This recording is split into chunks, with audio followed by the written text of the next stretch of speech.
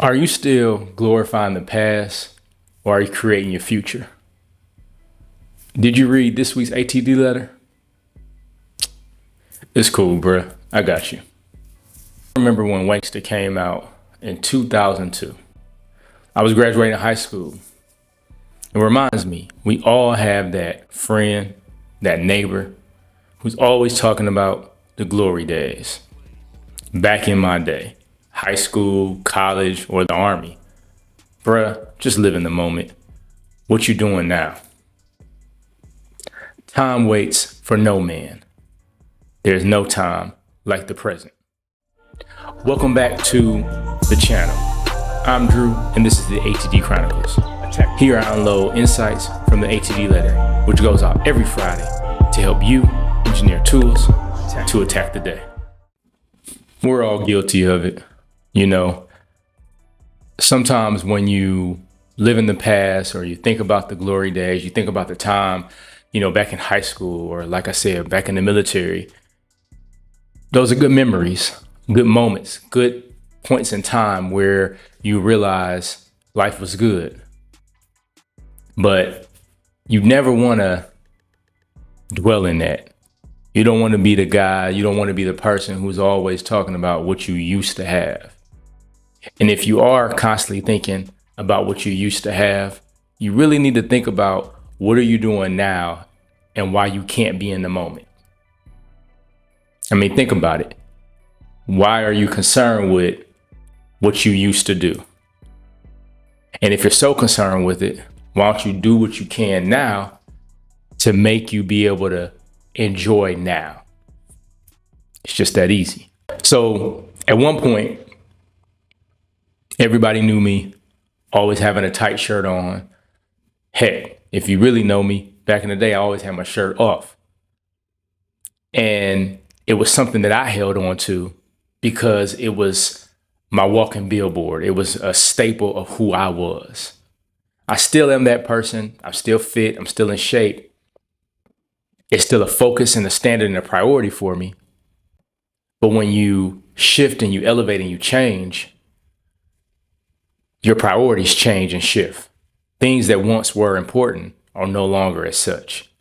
But you have to understand why. As a man, as a father, as a leader, you have to prioritize and focus on things that are more important. And by me being so focused on fitness at one point in my life, it's a foundational stand in how I move and how I operate now. But let's say that wasn't a good habit. Let's say it was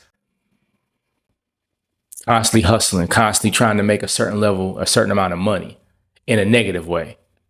Let's say it was a situation where I was constantly working to have like rims on my car, sounds in the back, money in my pocket, just to blow.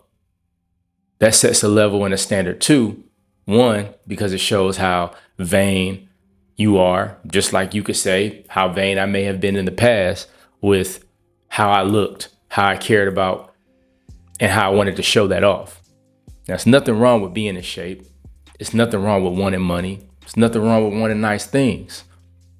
But when you get to a point in your life and you're only holding on to those things because those were great accomplishments into who you were, and now you need to progress in life, but you're still holding on to those principles and characteristics that no longer serve you, that's where stagnation happens. That's where depression happens. That's when anxiety happens. Depression, more importantly, because anything that brings you into a state of the past and you're not in the present, you're thinking about something that already has happened and you get depressed. Especially if you're not doing the things and you can't do what you once did. So you got to stay focused and stay diligent on being in the present by understanding your priorities, understanding what it is that you're trying to accomplish and what it is that your goal is. So when you start embracing new characteristics, new traits, new priorities, there's a certain level of happiness and a certain level of peace that comes over you because now you've let go of old ways and let go of the past. And you let go of what no longer is serving you. And it's important when you do that, because that's the only way you're going to get to the next level, is by letting go of the past. Understand, by letting go of the past, depending on what that is, you might turn into the villain. You know, if you watch some of my other content, you know, I resonate with the villain. I love the villain of every story, because the villain of every story has a deep rooted story behind the whole journey, because their reason comes from a sense of purpose. Generally, the hero, he's usually only fighting the villain because the villain has a purpose, and that purpose is getting in the way of maybe society and what they have going on. You know, like I said, with Thanos, his whole ideal, his whole concept with wanting to wipe out half the universe was to restore balance, to restore a certain level of peace and prosperity in the cosmos, right? But with that comes a lot of pain. With that comes a lot of death, chaos. But through chaos, when you come up out of it, there's a lot of change, right? And so that's one of the things you have to recognize when you become the villain to your story, the past version of yourself. It's inevitable. Change is inevitable. And when you recognize that and you realize that you can let go of those old ways, you can be okay with, in my head, keep getting these texts. In my head, you can get away with letting go of the past version of yourself. Again, I was so rooted for years in bodybuilding and fitness and looking a certain way. Now, don't get me wrong. I'm still the same OG, the same person that cares about how he looks, taking care of himself and working out. But showcasing that the way I used to, making sure I had an A shirt, or what I call them wife beaters, having the opportunity to take my shirt off at any opportunity is no longer the goal. Then is no longer something that moves me. Now I'm more interested in how I present myself when I speak, how I talk, and how I carry myself as a man, as a father, as a leader, right?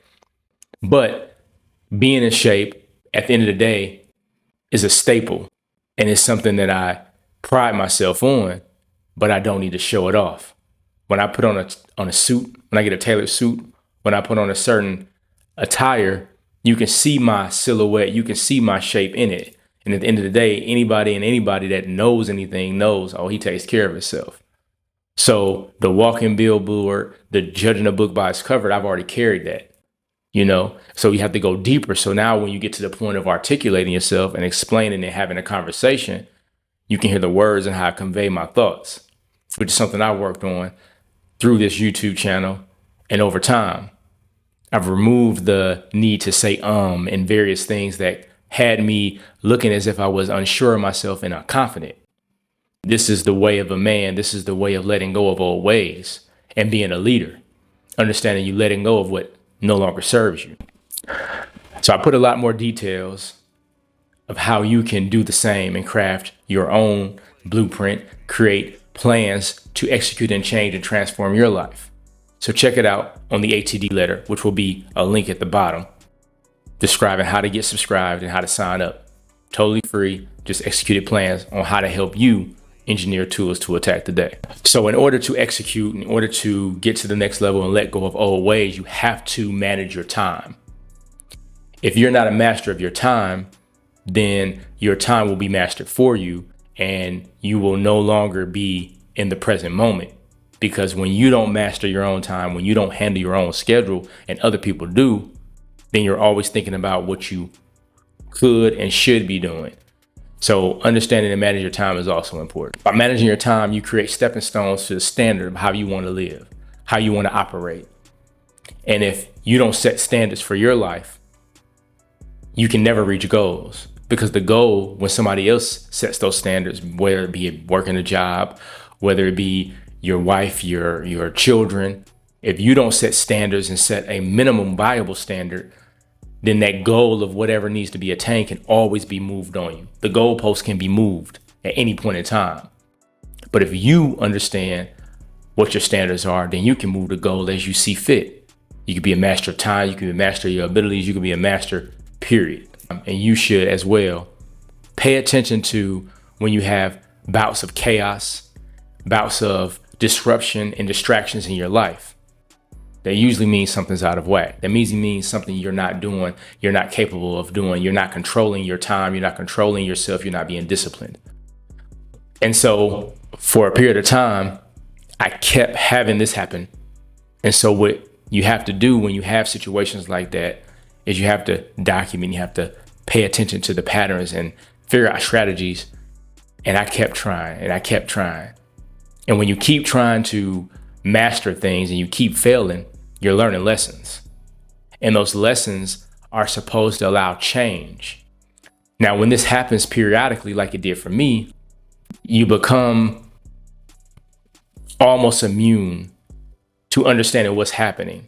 And you just repeat the repetitive cycle, kind of staying on the merry-go-round and never knowing how to get off, kind of staying on the merry-go-round and never knowing how to get off. So in order to do that, that's why I recommend that you journal, you read, you meditate, and you focus on stillness, because that would allow you to execute and create an engineered plan to call yourself up out of it. So after bouts of doing this for years, I came up with something that I recently rebranded and called the 80-45 challenge. The 80-45 challenge is something I did to help craft a way and a blueprint for me to have a certain level of controlled, structured chaos to create change and transformation in my life. So check it out. Link will be at the bottom description and at the end of the video and the end of the podcast. Life is all about change, execution, transformation, and excelling. You should be constantly elevating and constantly letting the challenges of life change you in a good way. Every failure is a lesson learned for success. Crafting your blueprint to full autonomy is all about getting better with your personal development for yourself. One of the main focuses for me, and you can follow along with this journey, is being a better father, a better husband, and a better leader. Every day, I talk to different people who have things going on in their lives that they need help with. And I have a recent video that's going to come out.